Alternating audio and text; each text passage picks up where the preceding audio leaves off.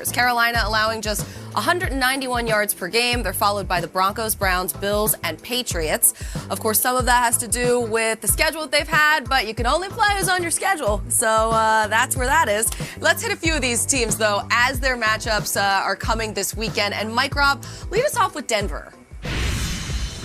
Yeah, I love this Denver defense. I mean, they're playing Lamar Jackson in the Baltimore Ravens rushing attack. They're only allowing 59 rush yards per game, 3.6 yards per rush. This is going to be a stout defense, and they're going to really have to stop Lamar Jackson and tackle him. And defensive tackles, Mike Purcell, those guys cannot be moved on the double team. If they can do that and allow Von Miller and those linebackers to eat, they'll be fine. Look at Myles Garrett. Look at the way he's rushing up the middle of that defensive line. That is something that he has done throughout his career, but he's doing it better than he ever has. He always works on something. He wants to add to his repertoire, and that was it this season, and he's doing a phenomenal job. He was a bad man last week against the Chicago Bears. And look at that. You saw him lining up next to Jadeveon Clowney. They thought those two could complement each other. They are doing just that right now. That is what is really making this Browns defense incredibly nasty right now. Dance, Myles, dance. And I mean, guys, I got an up-close personal look at this Buffalo defense last week. And, man, I tell you what, Leslie Frazier has these guys humming. They got playmakers on every level. There, Michael Hyde gets a pick. Earlier, it was Jordan Poyer coming down, breaking up on passes. I mean, when you got playmakers on every level, Trey White right there making big-time plays after big-time plays, if they can continue to play at that high level with the potency of that offense, look out. Super Bowl, here comes Buffalo. D-Hall, you were with Washington like you are every week. I was with the Panthers, and my question about this defense is how they are going to look without J.C. Horn. That is a huge loss for them. And I was wondering, too, about, obviously, the offense without Christian McCaffrey. But when you have this defense going up against the Cowboys and Dak Prescott, who is playing out of his mind right now, completing 78% of his passes, they have not seen anything like that yet this season. So we'll see how they come prepared, how they make adjustments, because they also lost safety Justin Burris as well. You know that that's going to be an issue back there on the back end with these wide receivers who have played so well. And while we're on the subject of this game, let's get a report from Jane Slater with everything you need to know. The Dallas Cowboys haven't exactly had an easy start to their season when you consider they opened up on the road against the defending Super Bowl champions in the Tampa Bay Bucks. Then they traveled to the West Coast to take on the Chargers, and they just wrapped a Monday Night Football game up this week facing division rival, the Philadelphia Eagles. Now, that was perhaps their best football under Mike McCarthy. Real complimentary football, finally. And look, this offense has been full bore this year.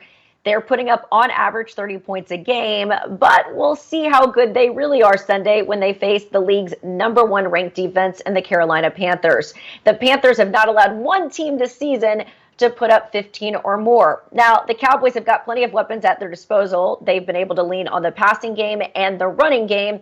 And even though we saw running back Tony Pollard end up on the practice report this week, turns out he's just fine. In fact, he's doing better than fine. He had his firstborn this week, a little girl, so congratulations to him. And as for Randy Gregory, who ended up on the practice report with a bit of a knee issue, I'm told he's just dealing with some soreness, but he will be good to go on Sunday. Huge game here. The Cowboys lit up the Eagles last week, so now we'll see what they do against this Panthers defense. Mike Robb, what do you think about this? Yeah, I'm looking at this Cowboys run game, and quite frankly, I think the best thing that Mike McCarthy and Kellen Moore and the offensive staff could have done was give Tony Pollard reps, because not only did it help the offense, I think it motivated Ezekiel Elliot. Did you see him last week? I mean, the guy's eyes, he always put the ball in the right place. He ran with power. He ran with energy. He was very decisive. He pushed the pile, and he always fell forward in that Ezekiel Elliott fashion. And that's what happens. When you're a high-priced back, you're a guy that has a lot of expectations on you, and last year you didn't quite perform the way you wanted to, the other guy starts to get reps and it lights a fire under you. I even seen Ezekiel Elliott a few times last week shoo Tony Pollard away. Like, no, I got it after he had 2 or 3 carries in a row. When you get a motivated Ezekiel Elliot that's, again, finding the right holes, following his blockers and being very effective in the run game, that's when Dak Prescott can be explosive on the play action passes. Because, again, like Colleen said, completing almost 80% of his passes, this offense can be deadly. And if the defense continues to roll, this Dallas Cowboys team is going to be a scary team late in the season. Hey, Mike, you're absolutely right. Dallas has to run the football, especially against this Carolina defensive front. I mentioned them a little bit earlier, but when you watch guys like Brian Burns rush, Hassan Reddick, man, we saw Hassan Reddick set on the free agent market week after week, and I kept saying, dude, this is the best pass rusher out there. Why is nobody jumping at him? And then you watch the way Phil Snow uses him, the D coordinator for the Panthers, uses Jeremy Chin, who's kind of that hybrid who can play a little bit of safety, can play some of your linebacker, rushes the passer. Dallas does not want to get into a drop back game and just try to throw the football against this Carolina defense. Yes, I know they have an injury without having a guy like J.C. Horn out there in the secondary.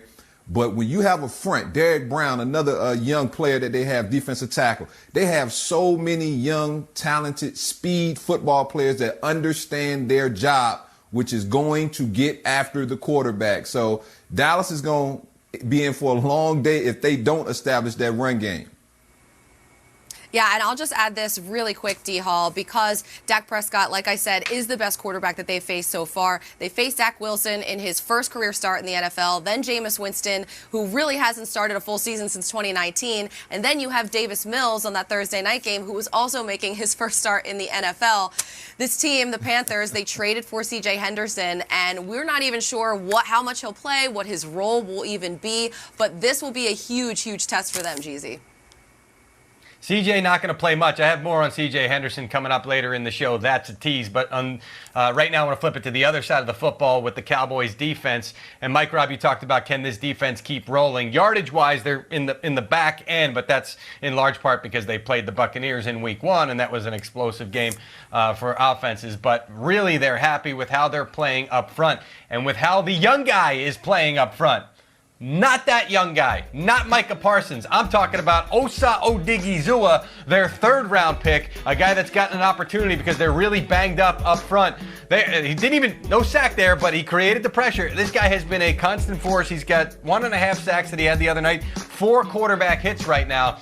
And the Cowboys like what they've got, not only from this young draft class with Parsons, Odigizua, Chauncey Golston, and some of these other defensive players that are showing a little bit of promise, but also go back to last year. Trayvon Diggs was their 2nd-round pick. So now all of a sudden they feel like they've got a young nucleus on this defensive, not just the defensive front, but the first level, the second level when Parsons plays full-time back there. That's the hope. And then you got Diggs on the back end. So look at this Cowboys defense and see if these young guys can continue to develop and play the roles that they've played. Because if they can, this could be a dangerous defense in 21 and beyond. Dan Quinn. Especially with the offense performing the way that they are right now, just